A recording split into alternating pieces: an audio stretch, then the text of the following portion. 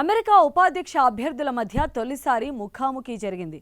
Salt లేక్లోని Kings బర్రీ హాల్లో జరిగిన తొలి డిబేట్ హాట్గా నడిచింది.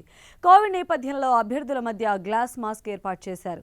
కరోనాను అరికట్టడంలో ట్రంప్ విఫలమయ్యారని, అమెరికా చరిత్రలో ట్రంప్ ఓ విఫల అధ్యక్షుడని డెమోక్రాటిక్ పార్టీ ఉపాధ్యక్ష అభ్యర్థి కమలా హారిస్ తీవ్రంగా విమర్శించారు.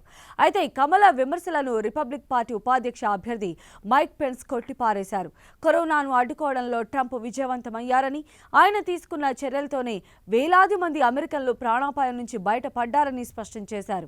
కరోనా వైరస్పై ట్రంప్కు జనవరిలోనే తెలిసినా ఎలాంటి ముందస్తు చర్యలు తీసుకోలేదని కమలా ఆరోపించగా, చైనాకు ప్రయాణికుల్ని నిషేధించడంలో ట్రంప్ సమర్థవంతంగా పనిచేశారని మైక్ పెన్స్ అన్నారు.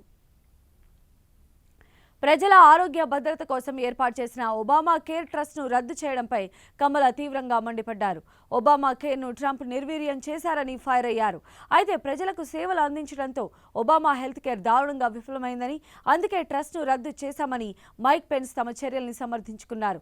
ఇక డ్రాగన్ కంట్రీతో వాణిజ్య యుద్ధంలో ట్రంప్ ఘోరంగా విఫలమయ్యారని కమలా ఆరోపిస్తే, జో బైడెన్ చైనాకు చీర్ లీడర్గా వ్యవహరిస్తున్నారని మైక్ పెన్స్ కౌంటర్ ఇచ్చారు. Senator Harris, the coronavirus is not under control. Over the past week, Johns Hopkins reports that 39 states have had more COVID cases over the past 7 days than in the week before. 9 states have set new records.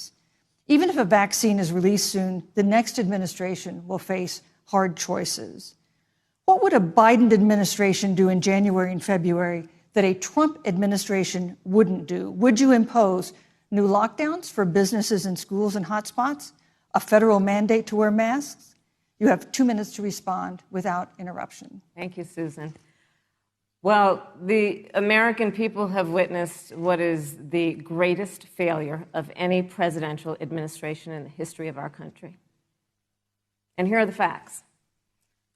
210,000 dead people in our country in just the last several months. Over 7 million people who have contracted this disease. 1 in 5 businesses closed. We're looking at frontline workers who have been treated like sacrificial workers. We are looking at over 30 million people who in the last several months had to file for unemployment. And here's the thing.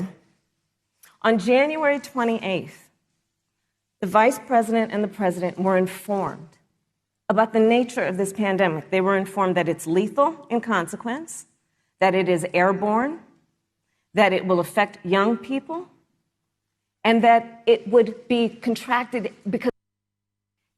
And they knew what was happening and they didn't tell you. Can you imagine if you knew on January 28th, as opposed to March 13th, what they knew, what you might have done to prepare? They knew and they covered it up. The president said it was a hoax. They minimized the seriousness of it. The president said, you're on one side of his ledger if you wear a mask, you're on the other side of his ledger if you don't. And in spite of all of that, today they still don't have a plan. They still don't have a plan. Well, Joe Biden does. And our plan is about what we need to do around a national strategy for contact tracing, for testing, for administration of the vaccine, and making sure that it will be free for all. That is the plan that Joe Biden has and that I have.